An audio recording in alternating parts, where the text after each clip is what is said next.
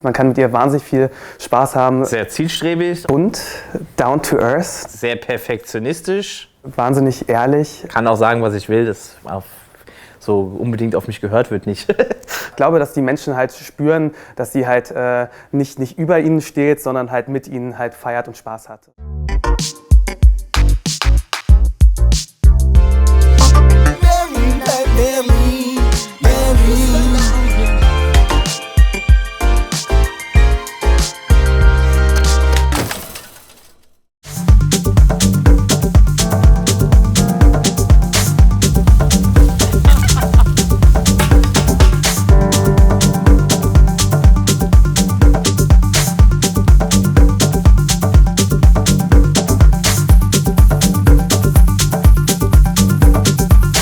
Ich habe mich gar nicht selber als Künstlerin so gesehen, aber jetzt ist es halt krasser, als ich je gedacht habe. Also ich lebe eigentlich schon so ein bisschen über meine Träume hinaus. Ich weiß gar nicht mehr, was ich da noch träume, also ich bin super happy. Ich bin Bebetta und ich bin DJ und Produzentin.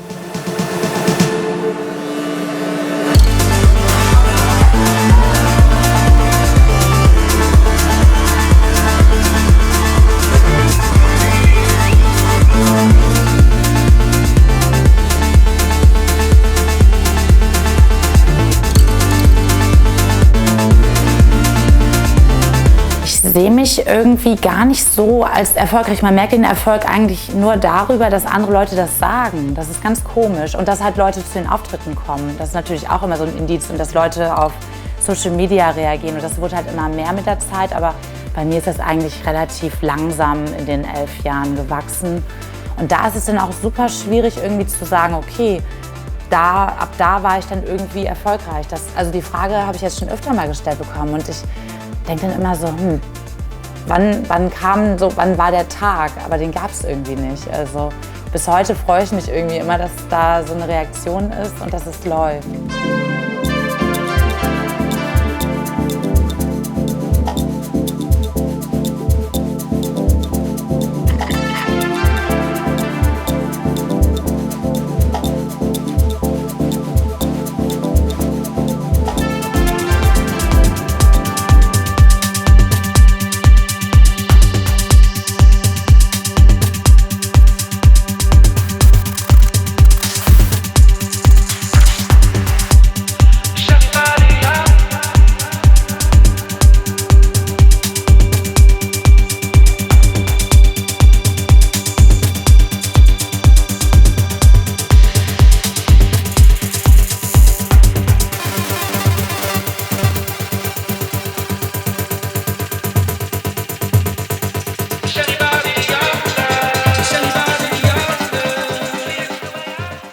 2008 ging es los. Da habe ich eigentlich nur für mich dann zu Hause so ein paar Platten aufgelegt.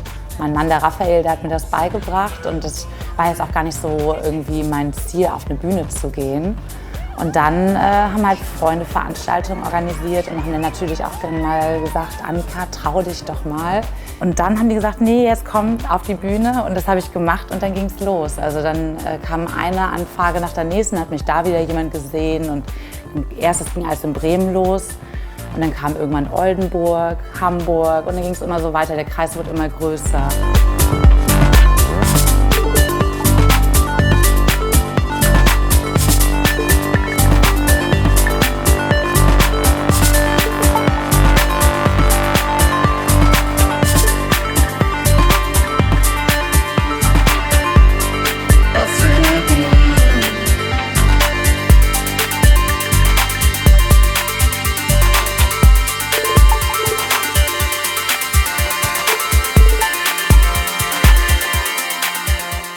Ich habe mich jetzt nicht so wirklich als so ein DJ gesehen, sondern eher wie so eine, erstmal wie so eine Beta-Version. Das war so der Gedanke, Bebetta Beta. Ich hatte irgendwie diesen Namen im Kopf. Ich fand es auch super lustig, wegen den ganzen Bs und Ts und As. Also es ist irgendwie und es steckt ja lustigerweise sogar Bett da drin. Also es passt auch wieder mit der Bebetta im Bett, aber das kam ja alles erst später.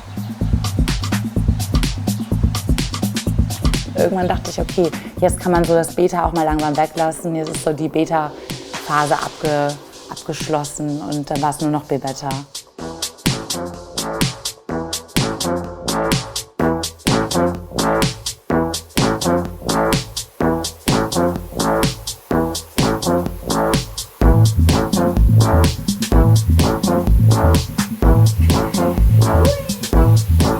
glaube, Bebetta und Annika ist gar nicht so ein großer Unterschied. Also ich trage dieselben Klamotten letztendlich. Also das Bunte ist auch in meinem Alltag. Mein Studio ist irgendwie schon fast mein Zuhause, weil ich hier wirklich viel Zeit verbringe. Ich liebe es, Musik zu machen. Also irgendwie ist da gar nicht eine wirkliche Trennung.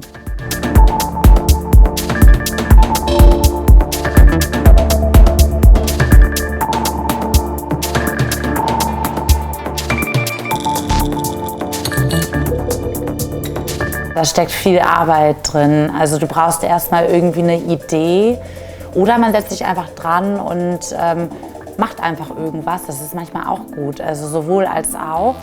Das ist so ein bisschen der Anfang, einfach dran setzen. Das ist meistens mein Vorgang. Ich habe gar nicht unbedingt so eine konkrete Idee, weil letztendlich komme ich nie dahin, wo ich hin will. Wenn ich denke, okay, ich will irgendwie was machen, wo dann irgendwie, keine Ahnung, der Bass auf einmal runterbricht oder erst hoch und dann tief. Und je mehr man Ideen hat, das bringt mich dann manchmal eher so auf in eine ganz andere Richtung. Also ich habe auch keine feste Vorhergehensweise. Ich setze mich immer anders ins Studio.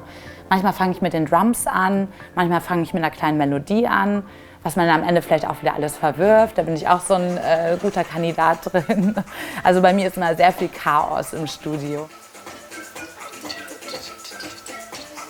Früher habe ich mehr Rock, ich habe eigentlich alles andere gehört, Alternative, sogar mal eine kurze Punk-Phase gehabt. Und dann bin ich mal auf einer elektronischen Party gelandet und das hat mich direkt gepackt irgendwie. Und das war irgendwie so ein Gefühl von, ja, du konntest dich konzentrieren auf dich selber, weil jeder tanzt ja auch für sich selber. Und dich einfach fallen lassen in der Musik. Und ich brauche immer so ein bisschen meine Melodie, zum Träumen auch ein bisschen. Trotzdem dieser Beat, der dich halt auch antreibt. Also diese Mischung war einfach das, was mich so gepackt hat. Und was ich auch versuche halt selber auch auf die Bühne zu bringen und die Leute dann sozusagen bereitzustellen.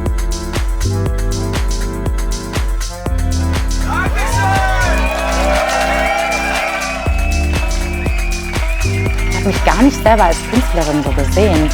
Aber jetzt ist es halt krasser, als ich je gedacht habe. Also ich lebe eigentlich schon so ein bisschen über meine Träume hinaus. Ich weiß gar nicht mehr, was ich da noch träumen soll. Also ich bin super happy.